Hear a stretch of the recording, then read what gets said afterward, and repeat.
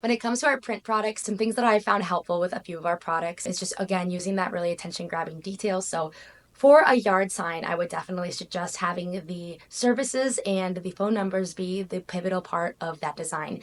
Even though we want our logo on there, and of course we'll put it on there, I never think that the logo should be the biggest part of the design, because when I look at a design of a logo, then I mean, what do you guys do? What do you offer? Whereas if the services are the first thing I see and it's power washing, roofing, all the things, I know exactly what you do, and then I see the logo and then I see the phone number. So I wouldn't have the logo be the biggest part of the design there.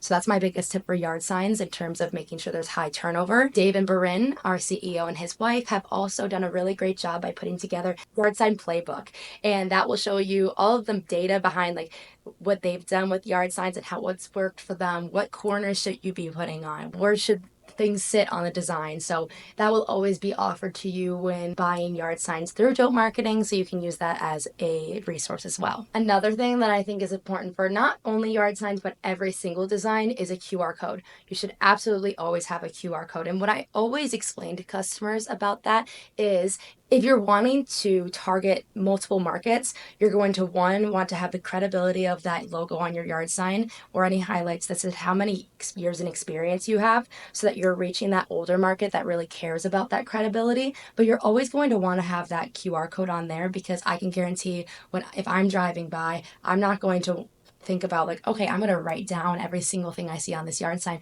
I'm going to take a picture of it. And then if I take a picture of it, then I can tap on the QR code and it brings me straight there. So I don't even have to think about typing in that website. QR codes are the number one thing that I think is important for the success of any marketing endeavor, especially on the print side. So no matter what, I think a QR code should always be on there, even if it's just going to your Google reviews and the QR can say, like, scan to read our reviews, scan to read how much our customers love us.